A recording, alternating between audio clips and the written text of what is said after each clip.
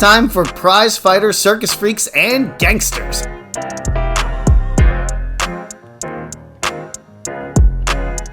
I'm Jamie. And I'm Greta. This week we are going back into the dark ages of media. How far back are we going? We are going back 50 years. 51, because it was 1972. That's true. The year was 1972. It was an ugly time. It was a time of orange and mustard yellow and olive green and dirt brown. Those were the colors. Everything was those colors. Your Tupperware was those colors. The wallpaper was, and there was wallpaper. Wallpaper was those colors. The carpets, oh God, there was so much carpet. So much carpet. And I have drugged Jamie back into that to watch the original... Kicking and screaming. The original TV series Kung Fu. And he, for good reason, didn't want to do this. But I had really good reasons to want to do this. So... Oh, yes. My list of reasons is legion and starts with, I cannot stand the theme song to the TV show Kung Fu. I can't stand it. And nor could I stand David Carradine, but the theme song of that show and Incredible Hulk just put me off immediately. I mean, I really didn't watch any TV show as a kid because all those old TV shows hurt my ears. Welcome Back, Kotter. I could kill somebody to that theme song. I hate that song. That seems like a song a serial killer would listen to on repeat. Oh, see, here's the funny thing. I probably never heard the Kung Fu theme song because, first of all, back in the day, how often did you even see the beginning of a TV show? Rarely, because if you did if you were watching a TV show during the intro, you were grabbing something from the kitchen or peeing or whatever, because everybody ran to the bathroom at the same time. Yeah, we didn't see the opener to a TV show back in the day for the most part, because we were fetching Dad his ice cream or whatever. Yeah, and so by the time we were watching the show, it was on like rerun. So it wasn't on the main channels, the like 3 or 4, including PBS, that we typically had on our click TV dials. It was on that lower dial. Yes. Yeah. Yes. The lower dial. I was just saying that this was a time when if an electronic device didn't work, you beat the shit out of it in the hopes that it would start. And so you're looking at this in your phone thinking, why would I hurt this phone? I paid $1,000 for this. But your drunken dad would smack the shit out of the side of the TV trying to make the signal come in, and somehow it would work. It just doesn't make any sense. We were bashing electronics to make them work. Bashing them. Like cavemen. But this is the time we lived in. On the other hand, if you had a weird friend, you could like open up the back of the TV and they could go in there with a soldering iron and fix it. Either that or you had to spend a half hour trying to get the antenna on the back of your TV, the 2 antenna just right, so that you could pick up certain channels, because the antenna configurations only worked for certain channels. They didn't work for every channel because all the TV stations were in different spots. So you had to mark on the back of your TV where you needed your antenna to go to get certain channels. It was something before the days before cable. And as we were talking about before this, you could not start a TV show hardly ever in your life at the beginning, unless you were just on a Saturday afternoon watching Xena over like on a repeat. You couldn't sit and watch TV shows like that. You had to start or you totally scheduled it. But when you were watching just sort of like random shit on the UHF dial, that was just like locally broadcasted stuff, you'd have no idea what it was. Maybe you could look in the printed on your paper newspaper weekly TV schedule. Or a little magazine that you'd buy at the grocery store called TV Guide. Oh, TV Guide. And that had these little synopses. And it was, instead of Wikipedia or Rotten Tomatoes, you had to go to into your TV Guide, and that would tell you the little breakdown of the TV show and the episode synopses and movie synopses. So not only did you find out what was on TV and what was coming on, but you could find out what the details of what were coming on was. And all this had to be printed ahead, so of course there were often mistakes, which leads me to the funny part about this original Kung Fu series. Like, I knew kind of in the air it was about some Chinese guy wandering around doing stuff. And so every time I would drop into the middle of the show, I figured, oh, the TV schedule must have made a mistake because he's not Chinese. This isn't a Chinese guy. Not even a little bit Chinese. I mean, not even a little. No, and like my next door neighbors were Chinese. One of my best buds from elementary school was Chinese. I mean, this was the first kid I gave a bloody nose to, but we were actually really good friends. Hey, there you go. I made a lot of friends in elementary school by getting into fights and then making friends afterwards. So, I think all of my friends, in fact. He kicked me, so I had to punch him. Hey, there you go. So I thought there was some, like, weird Twilight Zone show that was on accidentally, and so I would watch it for, 10 minutes ago. Okay, so he's, like, in the West, and then he's, like, teleported back to China, but why is this white guy in China? I don't understand what's going on. And so... because that show never made any sense to me either. And then as I grew older, and then you find out it turns out apocryphal story that this was Bruce Lee's concept and it was stolen from him. Not true, in fact. But you just wonder, like, how would this happen? Like, how is a white guy ending up in a Shaolin monastery? So I looked it up. And at the same exact time, so we'll say 1872 is the time that this happened. Sure, yeah, close enough. I don't know exactly, but... so there were around 60,000 Chinese people in California, and there were around 60,000 American people in China. Ah. Now, that's all of China, but there were still 60,000 of them, so they were there. And there were people going over there just as there were people coming over here. So the premise for the show is not terrible. And the premise for this show, and this show is, it came out in 1972, and it was created by two guys, Ed Spielman, who was, a comic writer who holds the distinction of being the only guy to have in three consecutive decades, he had Westerns on TV. Wow. Because Kung Fu, even though it involves an allegedly Chinese man, it really is a Western. It's just like every other Western TV show of the era, it is a Western. So he had Kung Fu from 1972 to 1975. He had The Young Riders from 1989 to 1992. See, I have fond memories of that one. You've seen that one? Oh, yeah. That one's pretty dope. It's got Stephen Baldwin from Viva Los Biodome. Oh, yeah, no, I have... And Josh Brolin. I have fond memories of that.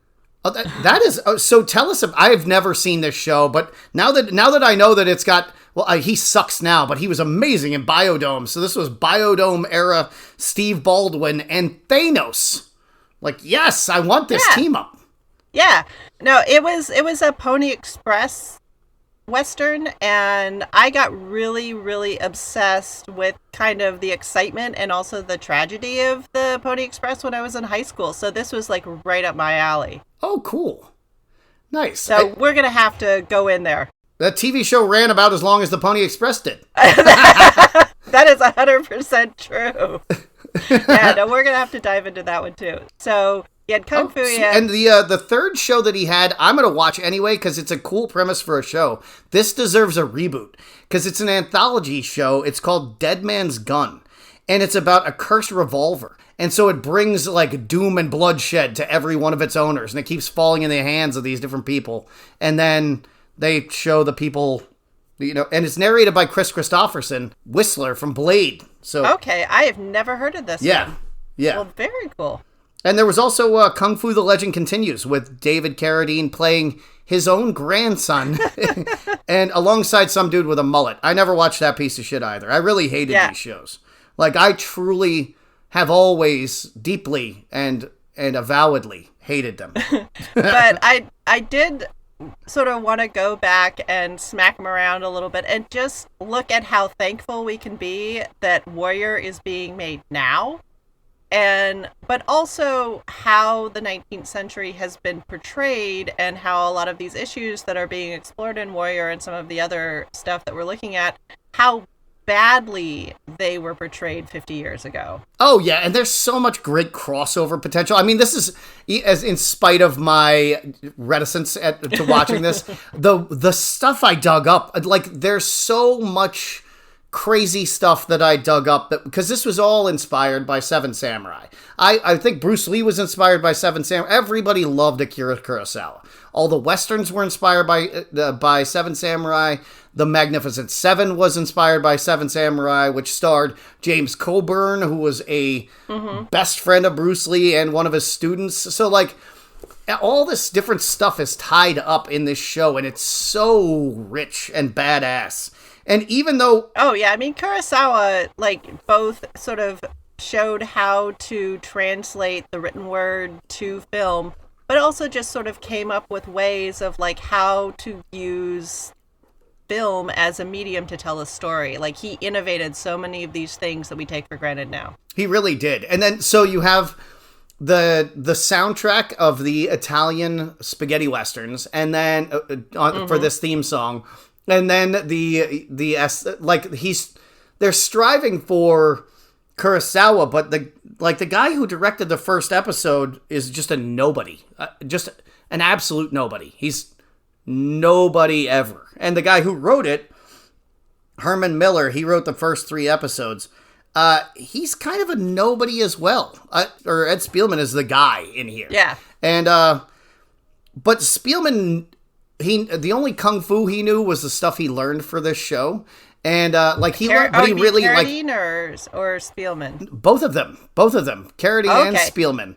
But they both studied kung fu from a guy who was basically a Bulshido artist. He was I don't know if you're familiar with the term of Bulshido, but it's bullshit martial arts. I was going to say, I got it from context. Yeah, it's such a great name. There's a website called Bulshido where they just expose all these fake martial arts and fake martial art masters. It's right up there with Kirk Fu. What's that? Kirk Fu. It's William Shatner's martial arts on Star Trek. It is also the style that they do in this show. My God. So this Bulshido master is supposed to be the kung fu guy, but he has a bakmei and a shuriken, and so bakmei is a bullshit death touch thing. It's the guy who almost touches the man and he goes flipping through the air. There's always yeah. So he does that. There's a shuriken with the ninja throwing star in the opening credits. They're throwing like frisbees. I was looking at that going, what the hell? Yeah, no, they're throwing ninja stars and fucking ninja stars. So this guy who is supposed to be the martial arts master on the set of this is a total nonsense, man. You can see a photograph of him and you're like, well, just by his haircut, he's an asshole. This guy is not he's not the real deal. But so they bullshitted their way through it, and I mean, it was. We're doing episode 1, and it was something. There were some fights in it, and there was a roundhouse kick, and there were some side kicks. Not a scintilla of kung fu involved, and he cannot get his foot to waist height at all. Oh yeah, no, I definitely enjoyed the fact that like every kick, every strike was just like the end of a person's limb. Yeah. Touching somebody.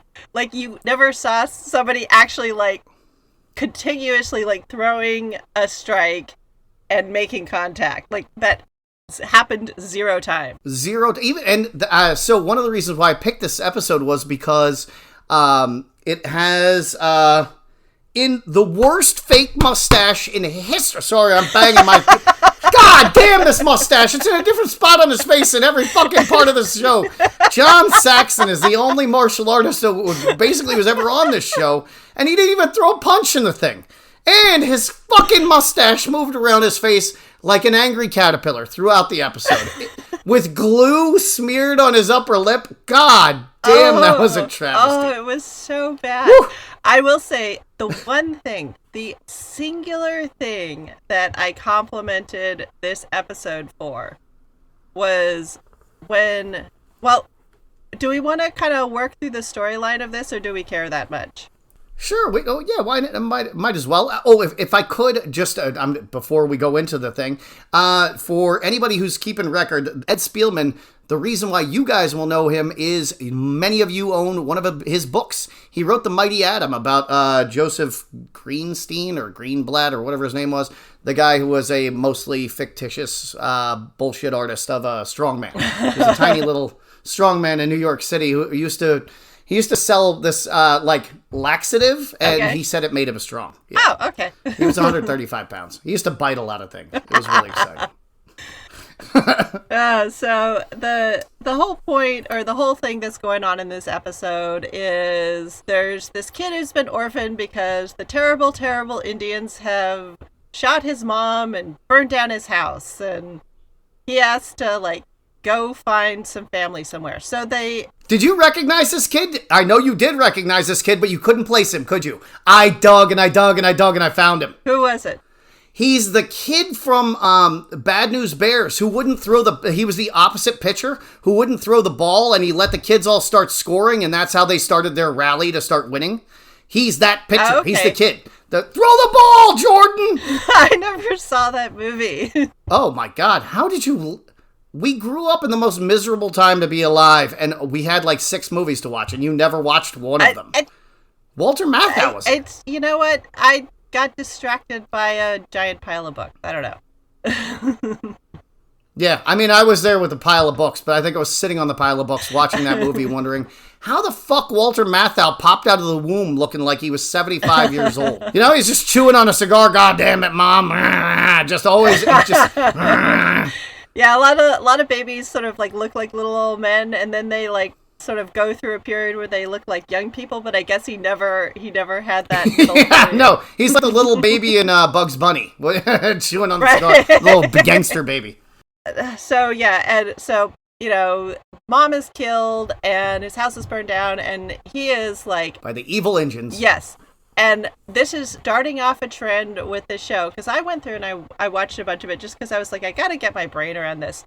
So many of the problems are caused by women who aren't present. Like, the reason for the conflict in a whole bunch of these stories are, like, women who are dead or are dead by the end of the show or just have, like, 3 lines. Damn. You can't even catch a break in death. Nope. It is just... Nope. In the 19th century, well, not even in the 19th century, to 20th century white males, women were the root of every bit of the evil on planet Earth, apparently. I mean, yeah, there you we go. Don't really need women in our story. We just need them as the reason for the story to happen. That's all. That's it. That's good. Boy, the woman in it, Lana, I don't think I wrote down her full name, but she was beautiful. Oh, yeah. And I will just take a hot second to say... I'm not going to talk about the clothes. It was weekly TV. It doesn't matter. They were all using zippers. There were no zippers at this time. But, yeah. You know, there was only so much money to go into costumes. And it looked right-ish. Let's move on. We're so spoiled by Warrior. I mean, I was going crazy. I'm like, that nail! What the fuck is that nail? That nail is so wrong. Like, they didn't have nails that looked like that. God damn it. And then I was just like everybody's got a zipper. Okay. Just walk away. I started Googling if the paint color was if that existed. And then I was like, why am I even Googling this? Number one, no, it didn't. No, I don't think baby blue existed in 1880. And if it did, it was not being painted on some clapboard building on a broke down ranch in the middle of ass and nowhere. No. But the fact that this kid is completely shit out of luck, like his parents are dead, he's got nothing, and so he has to go live with anybody who'll take him in. Like, that was right. And so when... He didn't even have emotions. He had nothing. Well, nothing to him. No. Not an emotion, not a facial expression. Nope, he was stone cold. Him and Kane never once made a face. Well, not even once. That's... Not even a Channing Tatum, like, just flexing a jaw muscle. Nothing. Well, but that's Kane's whole shtick, right? Like, he's supposed to be just like this blankness, you know, the inscrutable Chinaman. Half Chinaman, as we eventually discover. I guess. But... I guess. I don't understand his gimmick at all. I'm looking up Billy Jack right now, because I know, yeah, Billy Jack had to have inspired this at some point. And that man was a similarly shitty actor. Do you think that maybe Tom Laughlin played a role? Were you familiar with the Billy Jack movies? Sort of vaguely. No, I really more think it was a play on, like... He was a barefoot cowboy who would go around karateing people. Okay. Barefoot. A barefoot cowboy who would karate people in the face. Sure. No, he literally would talk people down like Dirty Harry, like, I'm going to take this foot and put it across this side of your face. That was the kind of shit talk that he did. It was terribly intimidating. And then he step on a piece of glass and it's over. But that didn't actually happen. But the whole time I was watching it, I was like, okay, I can't take 6 steps out of my house without stepping on a piece of gravel and screaming. So either this man's feet are made of asbestos or this is nonsense. Well, you have to remember that all there was rocks and sticks. I mean, glass and nails. That's why they wore boots. Yeah. That's why Billy Jack was nonsense. And he made no face through the entire thing. You'd think that he would just wince from stepping on gravel in real life. I don't know how he did it. The man's a mystery. Well, we are soft modern people with our shoes all the time. There are lots of people who had no shoes for a long time. Apparently in the early 70s, you didn't need to make a facial expression for any reason. Well, not if you were a man, but if you're a woman, you're always making facial expressions, and most of them were annoying. Yes, you are either weeping or nagging. You had 2 modes. Yes. But the one thing I did laugh at that this episode did get right is when this poor little kid gets brought to his relatives, and he goes into the shack where they're eating. They put in so much fly sounds. There are just flies everywhere. I loved that. Right? That was amazing. That was the one thing. I was like, they got that right. It was and you know what? So in that scene, I realized, oh my God, the 19th century had to smell like the back of a bar or something like that, truck. Where you have the cooking grease that's in that, and it smells horrible. Because rancid cooking grease that was the smell of the Old West. It had to have been, because all their pans had rancid cooking grease, and like everything was rancid, and that smells so horrible. Well, and that's why everybody kept their kitchen like in the north corner, in the back end, or a separate building. Like they didn't want to be around that either. No, I can't. Well, and plus it was hot. Like you didn't. Then you're just adding heat to your house. Unless it's the winter, you're adding heat to it. Then you want the heat. Then you want the hot. Yeah. But when that was the one thing about that episode, I was like, yeah, they really did kind of sum up. If you're walking into this house full of people who you're related to and are supposed to take care of you, but clearly don't want you there, and it's just flies, a cloud of flies around their food. Like, this kid is boned and he knows it. And that was the and one they were moment. Eating stew. They were eating stew too. I was proud of them for that. That was a nice move. And so for that one scene, I was like, okay, this is one thing they actually did better than Warrior, because they nailed it. Yeah. The fly sounds were amazing. I didn't even think to write that down, but that was the most striking thing, I think, in this entire episode. And then, so the kid's like, well, and Kane's going, this is not good. That's not going to be good. So it brings him back into town, and lots of things happen. And there's one of sort of the introductory fight scene where you sort of see, oh, this is going to be terrible. This is going to be terrible. There's that fight scene in the stable.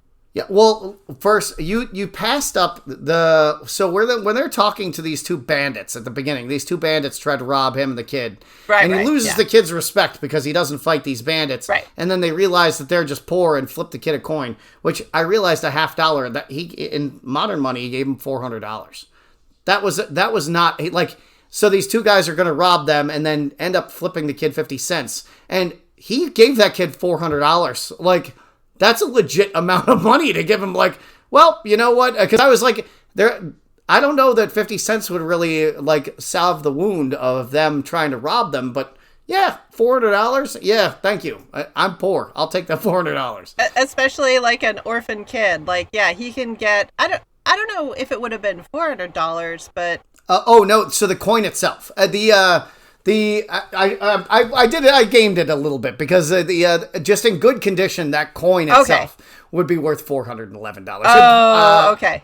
Yeah, I don't remember what it would be worth in modern money exactly. I gamed that a little bit, but yeah, the coin is valuable. I was like, no, he would have been able to get, some food and, some new boots and whatnot, but 50 cents even then wasn't a ton of money, but nice coin.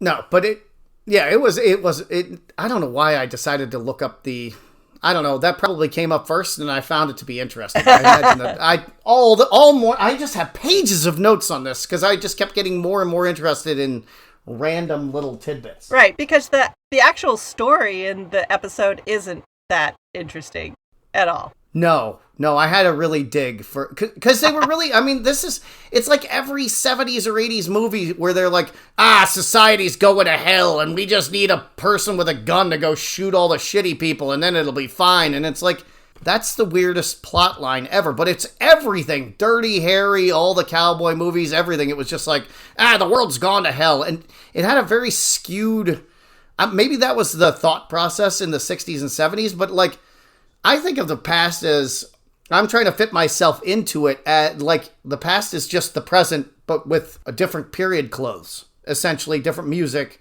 We spend our time differently because we have different technology and things like that. But that's how I try to look at history. Whereas this seems to be a really revisionist view of history where it was like every man for himself, which is not how colonies are built, because colonies are colonies and not individuals. No, and you look back at sort of the earliest colonies in the U.S. and they were sort of groups of people who came and were supposed to work together one way or another. And so you look at the Pilgrims, and there were the Pilgrims who came and like they were going to work together and do their thing. And then there were the people they called strangers who were just sort of the other people hanging on. And they're like, I don't want to follow your rules, and went out into the wilderness and died.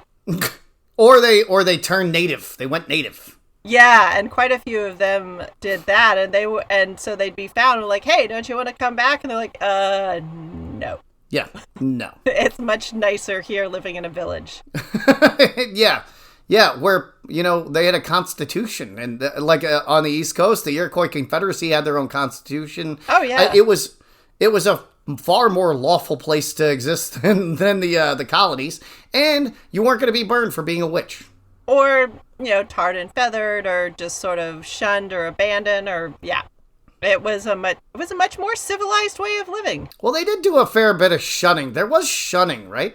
Oh, hell yeah, there was shunning. Yeah, there was shunning and nose cutting and stuff like that. It wasn't like it was all, because we don't want to fall into the pitfall of calling them, doing the noble savage yeah. Yeah, that is always it's a tough line to take as a historian, really, to give a clear view of the past, because most people are trying to insert, I guess I am too, because I'm trying to find myself in history, so maybe I'm looking at it with more rose-tinted glasses than most people do. But yeah, it's a really hard thing to do, to give an accurate representation of history, because even if you and I were to give our own accounts of something that happened today, they would be two very different accounts, probably. Oh, yeah. Yeah. But, the fighting in here was just truly atrocious. The fighting was better than John Saxon's mustache. Okay. I just could not believe. So in the first scene you see him, it's way up on the left, and the whole upper lip is shiny with glue. And then the next time you see him, the right side's up and it's tilted the other way. Then it's pulled down real low over his whole I mean, it was crazy. And so that mustache He must have just had a sweaty face. Yeah. But so I just smacked it back on there. It must have been hot as hell, because yeah, that thing was really sliding all over the place. But so that is going up against the double knife hand chop that ended one of those fights. Kirk chop. It was a double-handed Kirk chop. So yeah, he did Kirk Fu through that whole goddamn thing. But a double knife-handed chop, which nobody's ever done ever in the history of humanity. And he did it in that show and knocked somebody out.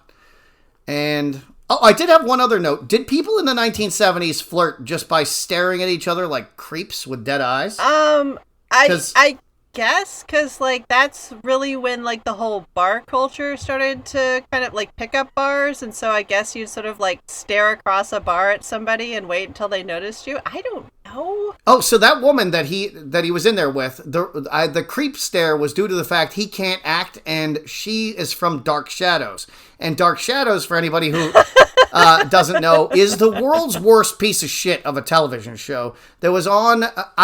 My God, you people in the UK really went through it in the 60s and 70s because everything the BBC ever made was awful. But this Dark Shadows show was like Twilight before Twilight, and it was a sexy vampire show, and nobody on it could act, and they all just looked sullen. I don't know if they were all on morphine the entire time, but that's what it looked like. Except it was like British sexy, so take that with a grain of salt. Yeah, with that horrible colorization the British did, so everybody looked sallow as hell, like they all had jaundice, and so it was jaundiced vampires, just lazily, kind of boredly staring at each other.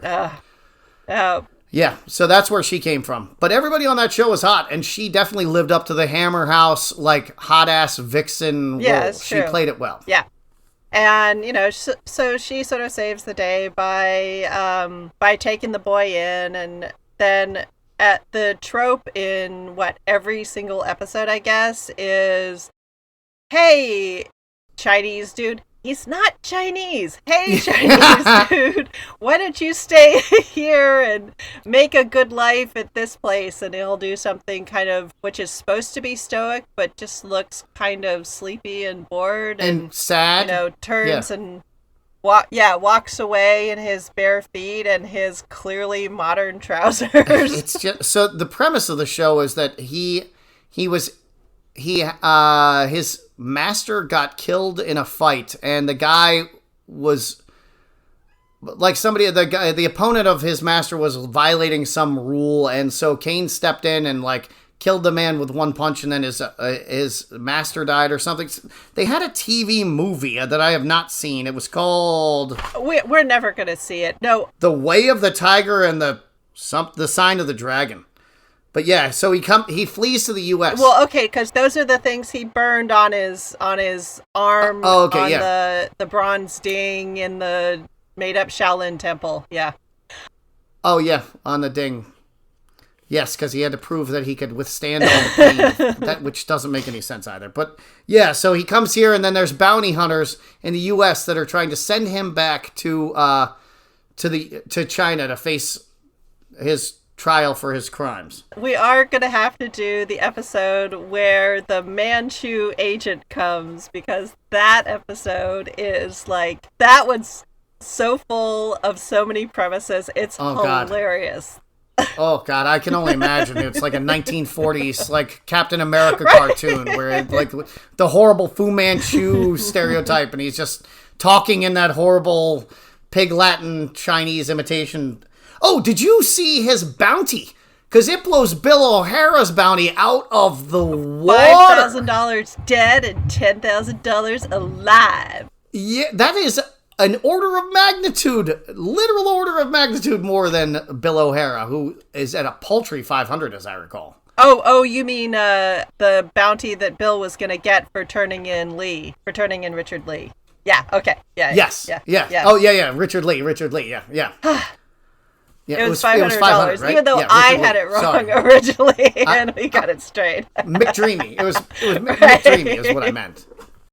Okay, well, that's enough of that terrible episode. We have to skip ahead to episode 3, Blood Brother, which I pulled because they show a whole bunch of the Shaolin monastery, big air quotes out there, the Shaolin monastery. One of the things that kills me is they have people who are doing actual kung fu in the background. Well, so they're all doing Tai Chi together at one point, and true. Tai Chi's not hard to learn. And David Carradine was allegedly hired because he was quote unquote a dancer. What? And he can't move. He can't lift his legs. He can't move at all. He has no rhythm. Yes. He is because of his Broadway skills. Chicken-legged knees in the wrong direction, no connection between his shoulders and his hips. Who thought he could dance? What? Yeah. That's like people hiring Van Damme because he could dance. We've all seen what happened. At least Van Damme's flexible. This is crazy. But so he but God, do you remember his dancing videos? Oh my God, they were something else. His dancing videos were almost as bad as David Carradine made, and I'm gonna make it the video for this for the preview for this episode. David Carradine did an infomercial where he is holding what is basically a 3-foot length of garden hose. This is before Shake Weight.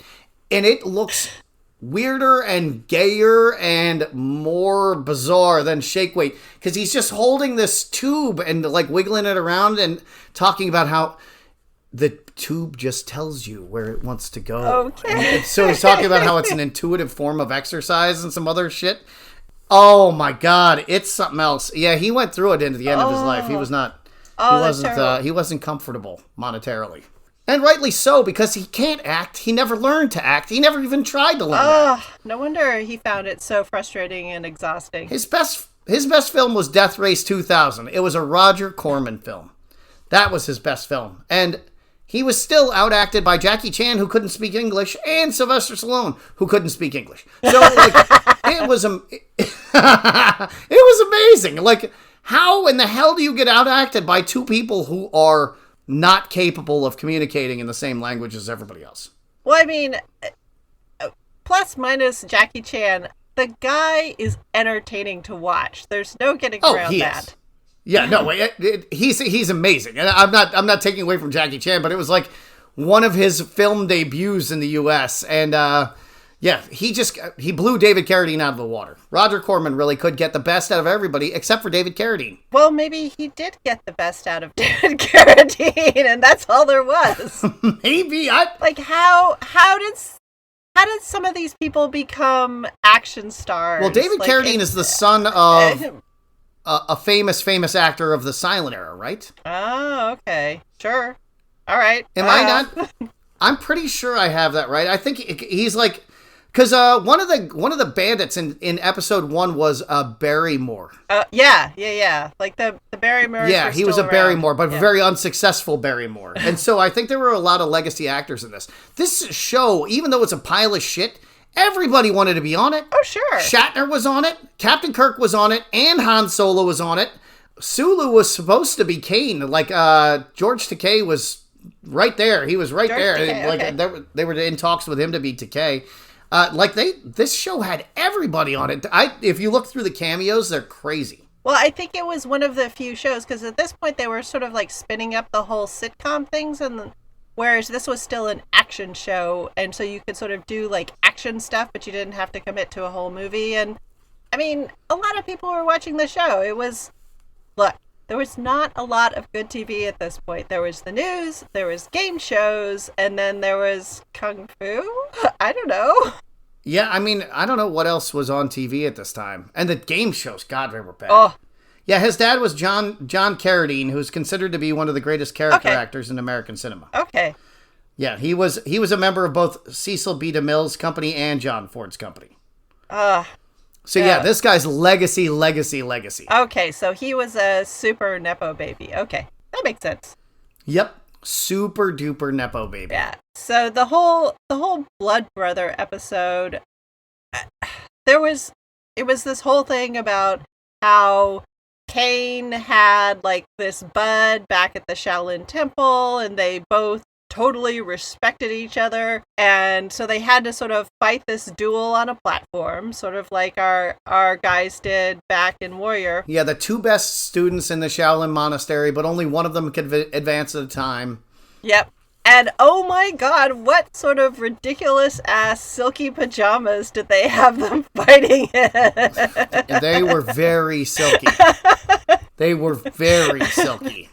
And we discover later Kane has that with him. I mean, they should have been wearing They should have been wearing protective cups to protect themselves from embarrassment. Not, that's too much silk. And the stick fighting that they were doing makes Ben Affleck look really, really skilled. I'm going to go back and rewatch Elektra now with like new eyes. 1990, what was that? 94 or 97 with Jennifer Garner, that terrible, terrible movie that was supposed to be a Daredevil offshoot. Yeah. Ben Affleck's Daredevil. Okay. That was bad. And it was so much better than Kung Fu. In fact, even the Daredevil TV show, far, far better in terms of fight choreography than Kung Fu. And I will say of that show, Daredevil, it was god-awful. I've never seen such bad fighting. But, except for on Kung Fu. Wow. Where it could get worse. Yeah, wow. But you do see where Steven Seagal was drawing a lot of his inspiration for his arm-waving bullshit. Came directly from, he just sped it up. He was just like, I'm going to do two hands rather than just one hand. Okay, so this is a question I have for you, because this is what my sensei told me, is that at this period of time, still a lot of the instruction in martial art was one-on-one, personal, word of mouth. And so there are guys in the background you can tell can do the kung fu postures. You can tell by like the alignments of their legs that they know what the fuck they're doing. But all of the hand movements they're doing are like weird and bullshitty because they're like, we're not going to let you film this. We're not going to show you real stuff. I just assumed that they were like, you're Asian, get in here. Do you know what you're doing? No? Well, just wave your fucking arms around then. That's what it looked like to me. Okay. I don't think anybody was... Nobody's trying to hide Tai Chi secrets. Nobody has ever been beaten up with Tai Chi except in the movies. They were just doing Tai Chi, which is... But this man claims to be a praying mantis style master, and oh god, they had the blood brother guy Lin Wu. His silky pajamas had a crane on the back, and I was like, "What is he supposed to be like, master of the crane style or something?" Yeah, no, not that. Nope, it was praying mantis. It was praying mantis. Oh god! And you know what's terrible? So his master on this show, the guy with those contacts, must have hurt. Oh god! The guy with the white contacts. In? Oh my god, 1970s colored contacts must have been the most painful things ever. But that man was a founding member of SAG. He's the original Kato. Huh. He actually could fight. Huh. Yeah, that guy, his name is Ki Luke. And so he was the original Kato on Green Hornet. And he was a regular Charlie Chaplin co-star. He was son number 1. Okay. Oh, for when they were doing... Charlie Chan, not Charlie Chaplin. Oh, yeah. That character is what I had in my head when you said that. When you were saying that the Ming or the Qing representative shows up. Oh, the Manchu agent. Yeah. Yeah. That's exactly what I was picturing. That's who you were thinking of. The very stereotypical, like in a rice hat. With his eyes super, super squinty, and just like my brain was like, no, you've almost got it right, but the Charlie Chan. Ah, yes, I was thinking of Charlie Chan. But I think they gave him like fake under eyes or something when he was playing the blind guy. Yeah, there's always got to be a blind guy too.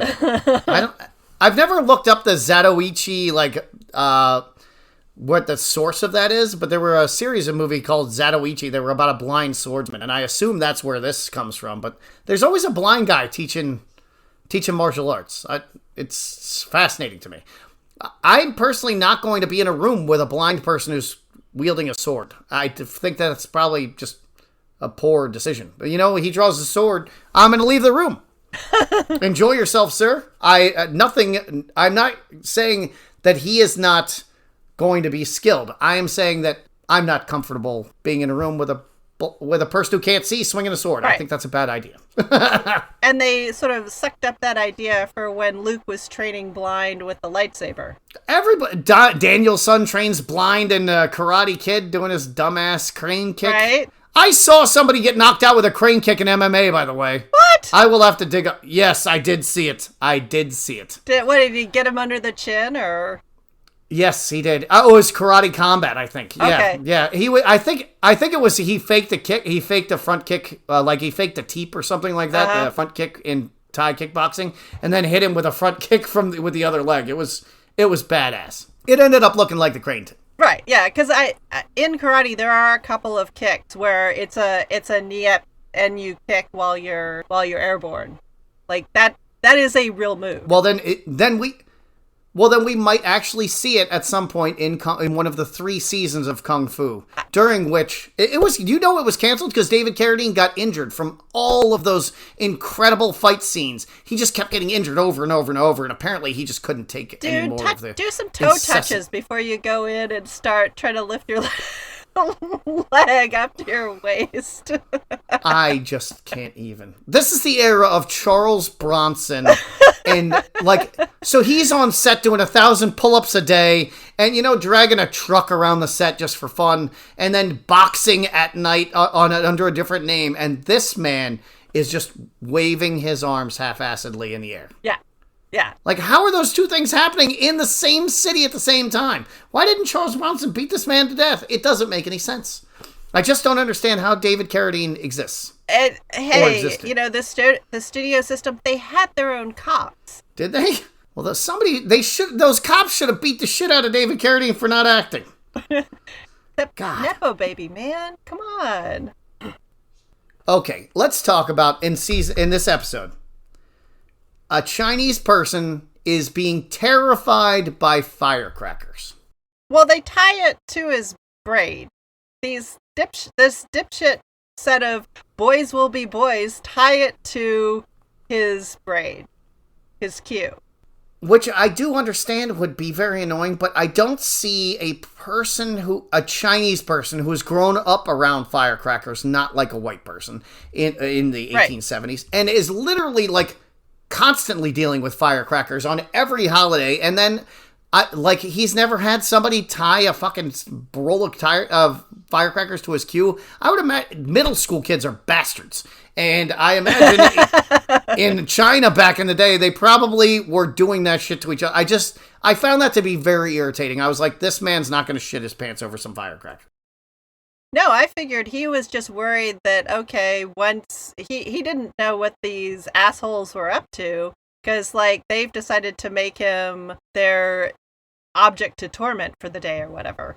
Yeah, and it seemed like their expressions of their racist sentiments towards Asians seemed like they were delivered in a very timely fashion, not in a, well, this is the way they spoke back in the day. It was like, no, I don't want this half Asian pretend person to be sitting in front of me either. You know what I mean? Be white if you're going to be on TV. Yeah.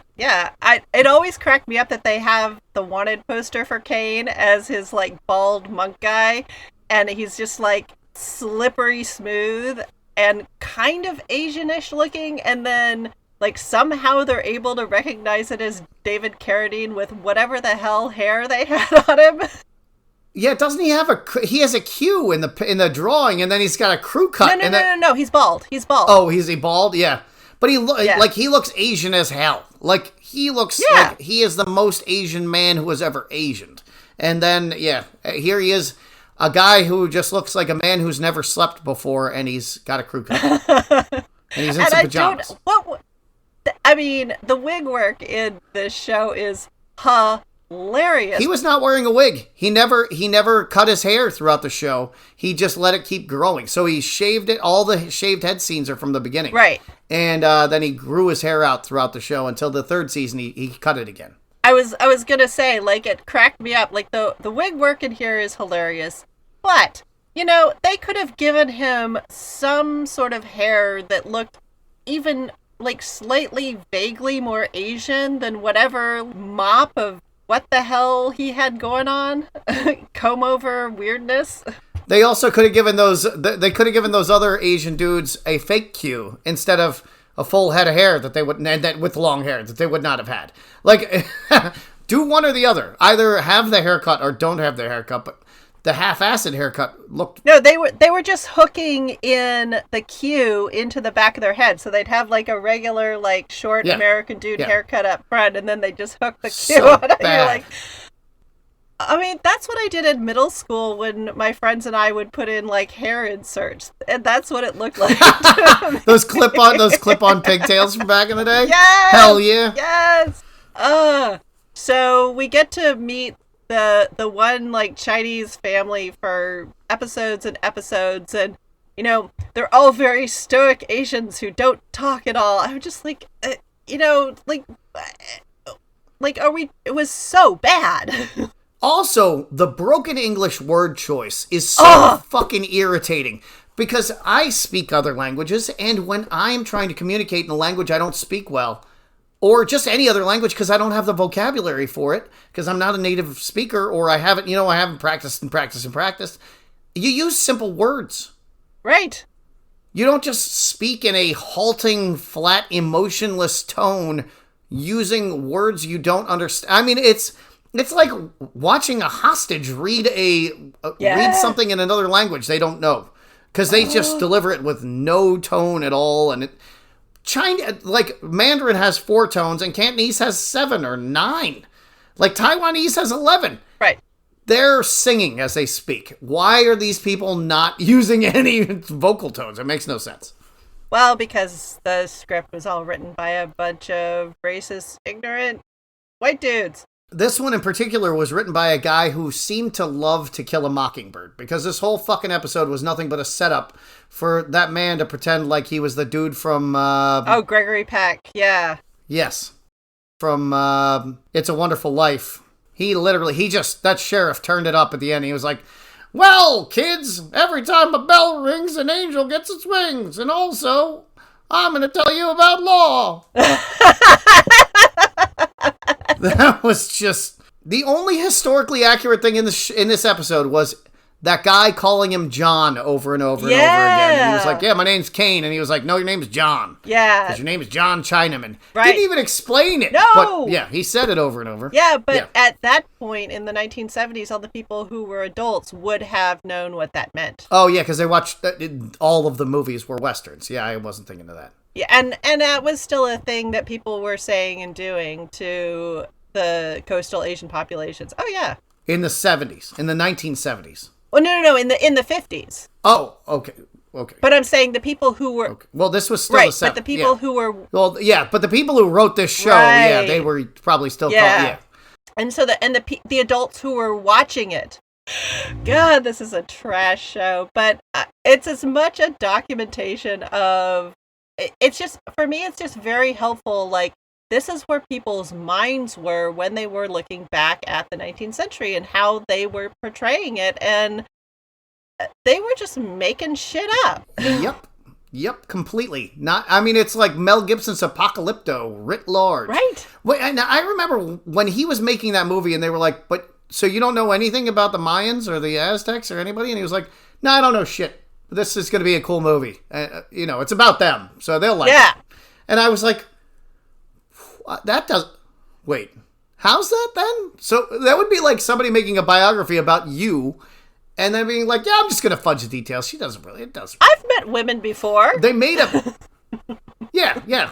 I've met women before. They do like, in As Good as It Gets, where Jack Nicholson is describing how he writes a woman. Oh, and he right. says, well, I just write a man and then I take away accountability and a reason. Yeah. I think is what he said.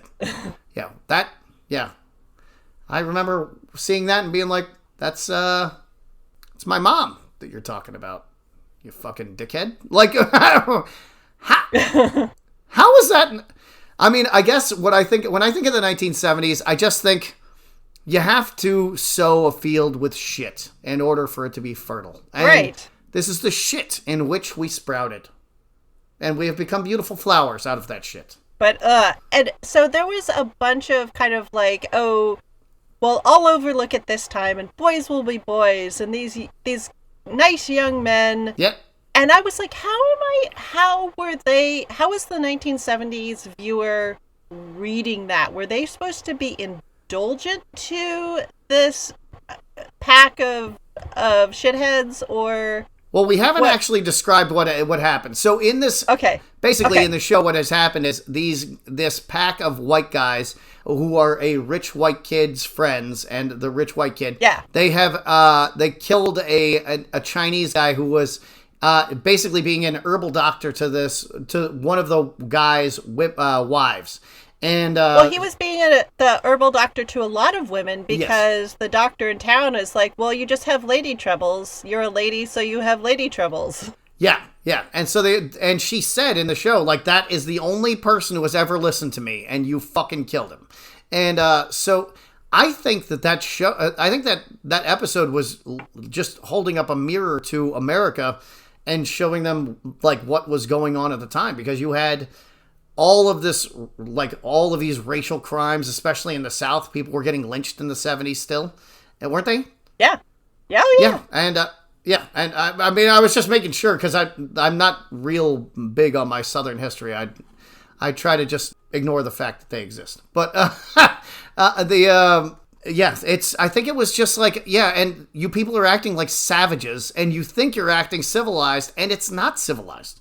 And then you've got this old man who's like trying to explain away all the boys will be boys bullshit, which is the same shit they said about dudes raping women. Right. And in the 70s. Yeah. And, it was boys will being boys. And that sheriff just straight up said, it's not.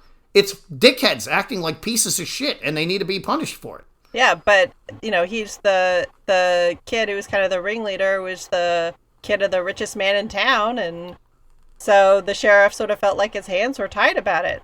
Yeah, and until he appealed to the town as a whole, and the sheriff shut him down, and then the jury ruled, and I wondered if that's how courts happened back in the 19th century, where the court proceedings are basically like 20 minutes, and they're like, all right, so did he do it? He did it? Well, I think he did it. Jury, what do you think? Yeah or nay, and then they just go aye, and that's it. And you're just, oh shit, all right, get him to the gallows. Is that how? I wonder if that's how it worked. I don't know much about 19th century legal system. I'm sure there was some truth to that, especially the further out on the fringes of the country you got, and if you were working in a territorial area as well, because he was in the Arizona territory. He wasn't in the U.S. anymore. Arizona didn't become a state until 1910. Yeah. I don't know why. I lived there for 10 years, so I guess that's why I know that. I'm impressed. Like, wow. Well, thank you. And I think Arizona has actually been under 5 different flags, or 5 different flags. It was Mexican for a while. I think it was part of the Republic of Texas. It was its own republic. It was a whole bunch. Well, then it would be 6. Like the 6 flags over Texas. But it had a whole bunch of identities before it became the state of Arizona. Whatever justice system they were doing, they were kind of like, sure, this will work. And that is another thing the show got perfectly correct, is the jury was a bunch of like kind of old dudes who were just around. Yeah. Although one thing that it did not get right is that to that point, it wasn't just like the judges that they did that for. In baseball, they picked the fucking umpires out of the crowd at that time. Oh, I'm not saying the judge, I think, was actually some sort of quasi-legal professional, but the jury... Oh, it was the jury. The jury was... Well, still, I mean, they're still, like, just... It was a very democratic system. They were just like, yeah, sure, everybody has the opportunity to decide who wins and loses, I guess. Yeah, they have the trial about killing this guy, and it was... I will say... My favorite scene, before the trial actually happens, and Kane goes and finds the dead body out in this swamp in Arizona? Yeah. Also, they would not have been carrying guns. Right. I mean, the movie Tombstone, if you'll recall, the whole reason why they had that shootout was because they were carrying guns they weren't allowed to carry. There was none of this gun-carrying bullshit. Right. There was no Second Amendment. Fuck your Second Amendment. Fuck your rights. It was, turn your fucking guns in or we will kill you. So, again, this was the rich guy, and when they went out there, these guys had the worst, like, gun manners ever, and finally one of them says, he's like, hey, we're gonna end up shooting each other. I'm like, yeah, you will. Yeah, get old Dick Cheney on it. But Again. For you youngins, we had a vice president who shot a guy on a hunting trip. He didn't kill him though, did he? No. And the guy apologized to Dick Cheney for like being in his way. Oh yeah. Well, he shouldn't have been in Dick Cheney's way. I mean, what was he thinking? This is just not understanding. Like, if you're out, because I think they were out dove hunting, and so, like, there are rules. Like, you got to move together, otherwise, yeah, you're gonna get shot in the face. Or maybe they just had all the gun safety of these bumbling assholes who were trying to go kill Kane in the swamp. In the Arizona swamp, yes, the well-known Arizona swamps. After he had already kicked the shit out of him in very slow motion, and at one point he teleported onto the top of a table in the middle of the fight. He was standing on the ground, and then he's on the table, and he hit somebody in the face with something. And I was like, well, he still is yet to do a single karate move or kung fu. Like he's in the vague area of some karate, but not any kung fu of any kind. Yeah, one of my favorite moves is he's like standing up on something and he's just waiting for the guy to throw his arm out so then he can grapple it. But just like the weight, he's like, okay, now put your arm out.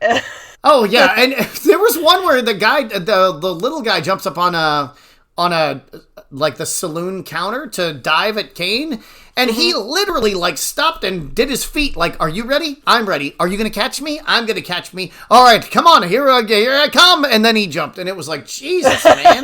Like, why did you even put that on camera? But we did get somebody really working on their stunt photography, because they have the guy go out the window and they have him sort of like fall out the window and onto the porch and through the we had railing. Your going through the window in slow motion. We had it. And that was nice, because in episode 1 we had John Saxon dying from a very actually realistic way of falling off a cliff while he was trying to pick up a gun. Like, I really liked that death, but the scene of him dying was hilarious because it was just him going over the cliff like for a second, and then it just stopped the scene in midair, and then cut to something else. And it was like, that was extremely unsatisfying. It didn't even give a yell. He just went over the edge, and that was it. So yeah, that was a really nice, like, okay, somebody had worked on film, or somebody really worked on that shot, because they made that one look good, and they did it in slow-mo, and they had the big pieces of sugar glass like breaking out in all the directions. Yeah, the thinnest sugar glass I've ever seen. No money was spent on this show. I mean, no. Every budget was spared. There was just, they were like, whatever we got, use that. Don't spend a penny. Yeah. Wow. No, this Kung Fu is trash, but I still think it's kind of enjoyable to go back through and just be so thankful that Warrior was not made until the 21st century. Yeah. Yeah. And just to that point, going back, because I feel terrible for getting that mythology wrong. But so Bruce Lee wrote this other movie that got turned into another movie that starred David Carradine for reasons I cannot possibly ascertain. But it was called Circle of Iron. And I started watching it this morning, and it is an abomination. Oh, I'm so sorry, Jamie. But it was a movie that Bruce Lee had started writing. It's about a wizard.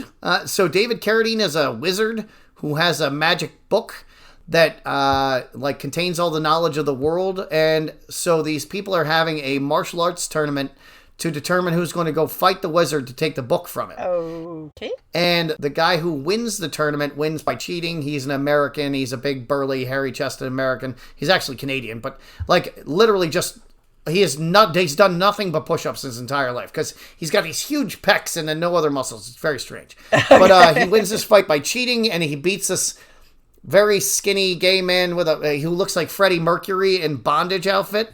And that guy was Frank Langanella's stunt double in the god-awful He-Man movie that came out in 85. But, so there was actually some good martial arts in this fight. And then, so he beats that guy, but he decides that he's going to go and fight this wizard himself, even though he's told explicitly not to by the people who run the tournament because he's not ready because he cheated. And so Bruce Lee wrote this movie, and Bruce Lee at the time was a vicious cokehead, and so he took one of his cokehead friends, finished the movie after Bruce died, and then they made this movie in 1978, which was like 5 years after Bruce died. But this movie was originally called The Silent Flute. And the silent flute was a treatment that was floating around Hollywood, and nobody picked it up. And so that's why they thought Kung Fu was inspired by it. Oh. It turns out that Kung Fu was designed entirely independently by this other guy, that Spielman, who I talked about. Right. And it was just like I'm sure it was just like, how can I use these Western sets in a different way so nobody knows that, like, we just shot Roy Rogers on this motherfucker yesterday.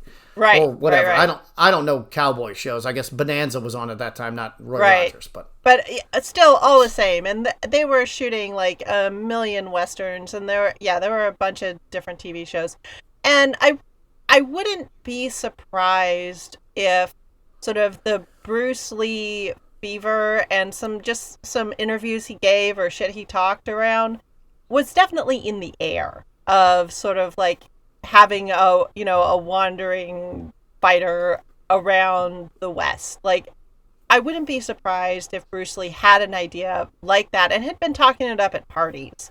So he had come up with a TV show called The Warrior, and I think that's where this show, The Warrior, comes from. But But I think that what you were saying is really dead on, because the more we learn about Bruce, the more we find, I don't think Bruce was going. I don't think his career was on an upward trajectory. He was really fucked up on drugs all the time. Like, my JKD instructor used to tell us crazy stories. Wow. But there have been some there have been some letters that came out recently that his coke dealer, his coke dealer, who was his best friend, and one of his students was friends with James Coburn and the other guys. So all these guys did coke and hung out together. Roman Polanski, and did karate and kung fu together. And but he was out of his mind on drugs. He was taking a ton of morphine for his back and a ton of coke, and he was a mess. So I don't think he was going to finish this movie anyway and make it into a TV show. And he was in Hong Kong at the time. Like, he wasn't even in the right country to be doing this show if he wanted to. Right. But I think that he did inspire a lot of this stuff. Like, that Circle of Iron movie, it had the essence of Bloodsport in it. Right. Like, it had the ring and, like, these two guys fighting using very distinct martial arts styles. And, like, there was a huge black guy who was from Africa, and he did this own martial arts style. Like, they had a monkey kung fu guy. Like, all the elements were there, but this movie was shit. And it took somebody else to, like, take it to the next level. And I think that's kind of how Bruce should be remembered, as he planted the seeds of all these amazing things. And Kung Fu was one of them. Yeah, he had phenomenal energy, and just from what interviews I've ever watched with him, in a weird way, he reminds me of a young Muhammad Ali. He just had so much stuff in his head that he wanted to get out. Yep. Yeah. And he just couldn't. I mean, talk about somebody who needed to chill out and breathe and just wouldn't do it. Yeah. Well, it was the era. I mean, they were selling little Hoover vacuums you could do coke with in magazines. They had coke kits you could buy in magazines in the 70s. So, like, coke was a big deal. So James Coburn was apparently up for the cane role in Kung Fu as well. Oh, was he as well? Wow, I didn't even read that. That's awesome. I read across that, and I was like, okay, I didn't think anybody could look less Chinese for this than David Carradine, but yeah, okay, sure. Well, at least they found a guy who could do martial arts. Like, and Sharon Tate used to hang out with Bruce Lee and do martial arts too, which is crazy. Like, Hollywood used to be a small town. It was really a small town. Goddamn that Manson family. I mean, she could have been our first, ostensibly, in my mind's eye, she could have been our first female action star. Like, just going out there and kicking ass like Uma Thurman and Kill Bill, but in the 1970s. Right. I don't think America was quite ready for that, because just to rewind this episode a little bit, this is yet another episode where a woman is the reason the whole episode happens, and she gets like 3 lines in it. I had headaches and nobody else would cure them, and then that's why the whole episode happens. Oh, and she cried. She cried too. Oh yeah, she cried. Yeah. Yeah. She's one of the she wasn't dead by the end of the episode or the beginning of the episode, so she had that going for her. I think her husband might have said something along the lines of, like, if you if you hadn't had these headaches, none of this would have happened, or something like that. No. She was single. She was dating the rich kid. Oh, his fiance. Fiance. But I feel like he did actually outwardly blame her for the whole thing anyway. Yeah. She probably would have been trundled off to the asylum, just like where her mom died. Yeah. The whole reason this woman was like freaked out is her mom died in an insane asylum, because when women just get too annoying, you just got to shut them away somewhere. Yeah. Wait, was that or the nunnery? Well, like I said, somewhere. Shut them away somewhere. And because the U.S. was ostensibly a secular country, there just weren't the nunneries needed for the number of women men wanted to get rid of. No. And, that was still happening in the 50s? Oh, hell yeah. The nun thing? Yeah.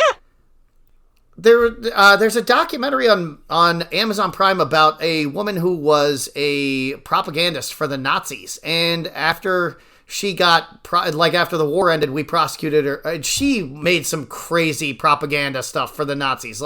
Because she was an American and she moved over there and she was a Nazi sympathizer. So she got on the radio and she started doing these anti-USO things. And she called them like home sweet home. So she was sort of like Nazi Tokyo Rose kind of thing? I think she was honestly worse, because she would get on there and she would talk about all the stuff that would make these guys crazy homesick, and then be like, yeah, it kind of makes you think of your girl waiting for you back home. Yeah, that's exactly Tokyo Rose shit. She's probably not going to wait for you. She's almost definitely not going to wait for you. And even if she does wait for you and she's loyal to you, you're going to come back missing limbs, and then she's going to hate you because you're going to be a fucking monster. So yeah, good luck with that. She do stuff like that all the time, like crazy deep, like get in these guys' heads and make them hate themselves stuff. Yeah. But so when after she got prosecuted in the United States, she got out of jail, but nobody wanted to know from her, so she went into a convent and she lived there the rest of her life. Well, because she couldn't be in society otherwise. Right. Okay. Well, that was a little bit her choice, as opposed to like women who were kidnapped into nunneries. Which I get, but from my perspective, it's the same thing, because that is not even an option to anyone anymore. It shouldn't be, and it's psychotic, and it's like, that's like running off and joining the circus to get away from your abusive parents. It happened, but it's like, it seems like it would be an exception to the rule rather than the overwhelming 89% rule. You know what I mean? Oh my God. History is rough sometimes. Yeah, it is. And watching these shows, it's sort of like, okay, that's where our brains were 50 years ago. And I feel like a very annoying vocal minority is looking back on this period of time 50 years ago, like with nostalgia. They are. And I'm like, no.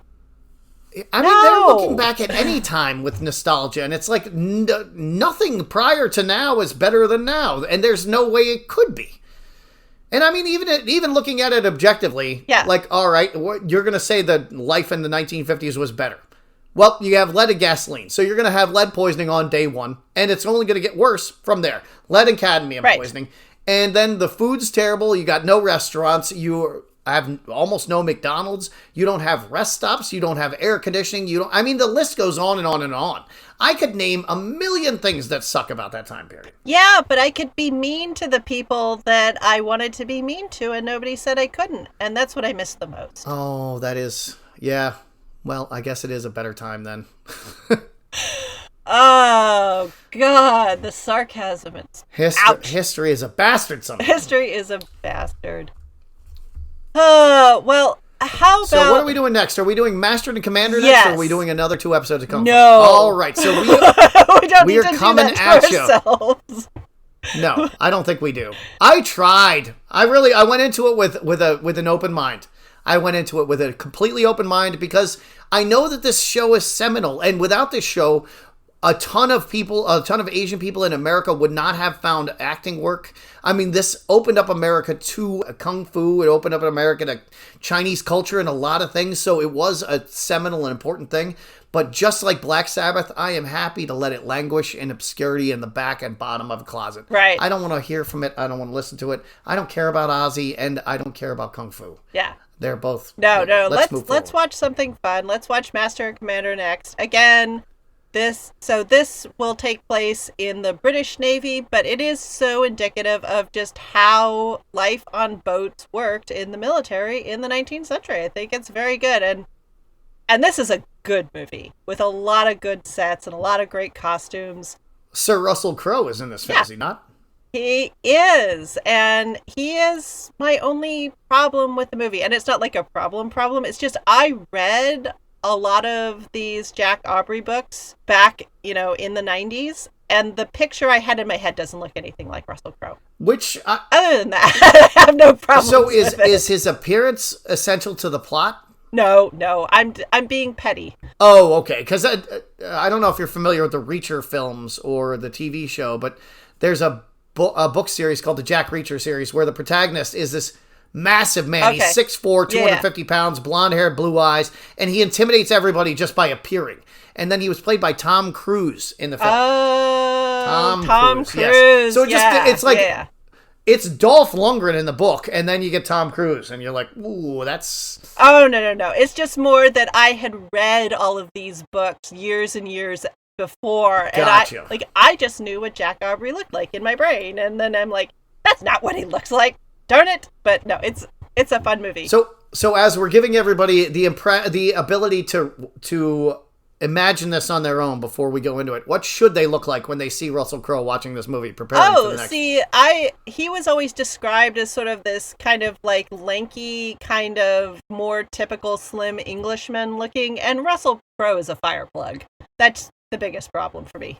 Well, I don't think that you would have found a lot of fire plugs on boats back in the day anyway. They were not well-fed people. The officers actually usually did pretty well.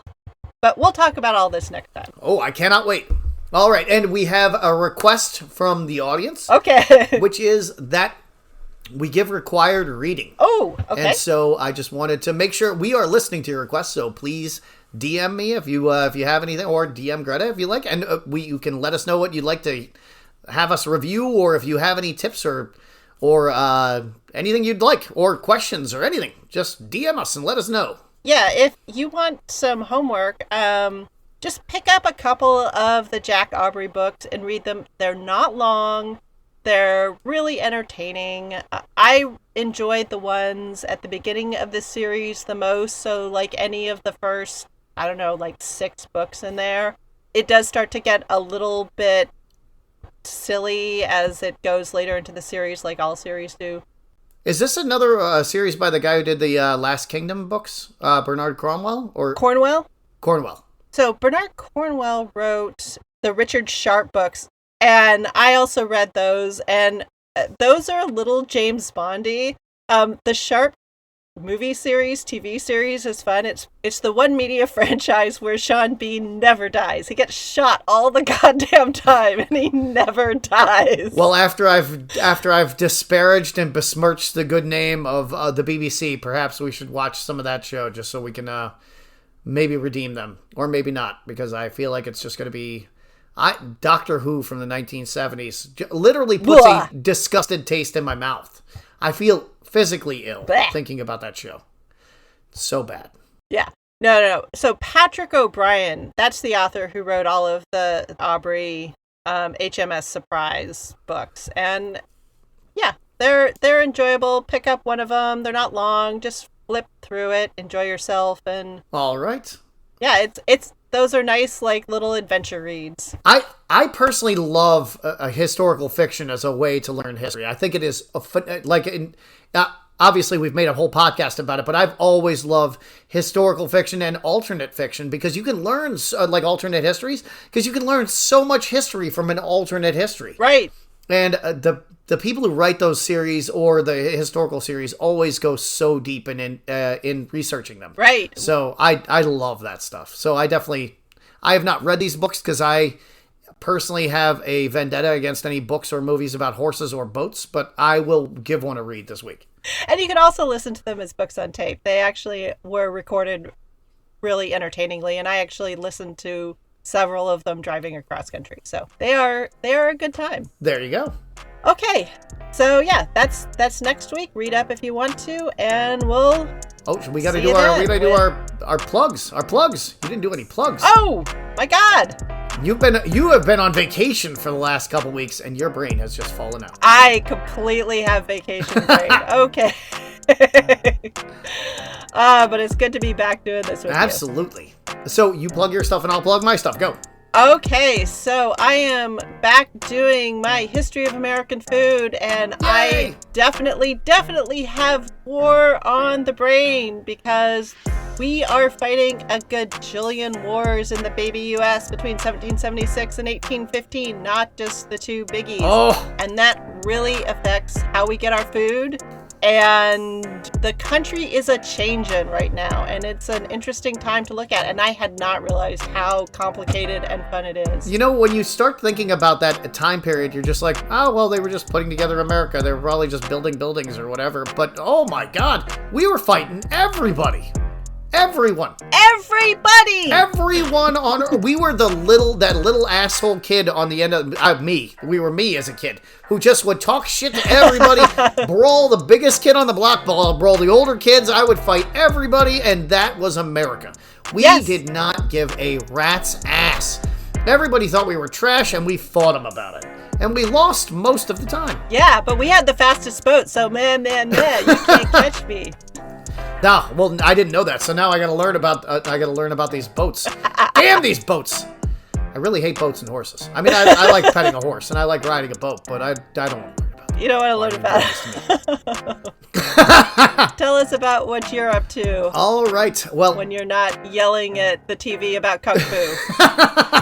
When I'm not screaming at the television, you can find me on Instagram at Plague of Strength. My website is plagueofstrength.com. I have got books for you to buy if you are interested in the history of weightlifting, the history of martial arts, or training for any of the things that you do in your life. I have the methods and I have all the knowledge you could possibly need to know, and I'll give you the historical context so that when you're doing the stuff, you can explain to people why you're doing it. I am right and everybody else is wrong. plagueofstrength.com. Okay. Well, we will see you next week. Goodbye. We're on Instagram at PCG Podcast, and you can always reach out to us by email at pcgpodcasters@gmail.com. And you can find more dope beats like this one from royalraven.com. Hey guys! Yes, Ben? Due to a hilarious mishap involving a banana peel and a sharp blow to the head from a pineapple, I have amnesia. Oh no! Oh no! Apparently, we're going to be running a podcast conference called Intelligent Speech on a thing called the Internet, but I don't remember anything about it. Could you bring me up to speed? Oh, well that seems like an unlikely conceit, but sure. Intelligent Speech is an online conference that connects thoughtful online content creators with their community in an intense one-day online event. This is our 5th year conducting the conference and our 4th running the conference online. Our event this year will be taking place November 4th from 10 a.m. to 6 p.m. EST. The conference is a 3-ring circus of content with around 24 hours of live presentations and roundtables happening in 4 digital rooms. Each session has 20 minutes of content and plenty of time for questions from the devoted audiences. There are also 3 keynote speakers, Sebastian Major of Our Fake History, Daniele Bolelli of History on Fire, and Rebecca Larson of Tudors Dynasty Podcast. Wow, that sounds intense. What if 2 people are like her presenting at the same time? Or I get a pie in the face and can't make it? Well, good news. The entire event will be recorded for ticket holders to view later at their leisure. Wait, pie? Hold on. A ticket. How do I get one of those? Easy. Just go to our website at intelligentspeechonline.com, go to the tickets page and buy a ticket today. There's a link in the show notes, of course. What? The tickets are $30. And even better, as a listener to this show, you will be able to get an additional 10% off by using the coupon code they will provide you in the show notes or in a minute. What an amazing deal! Then, was this just an elaborate ploy to get us to read an ad? Quite likely. So go to intelligentspeechonline.com and get your ticket today. The host of this podcast will be there.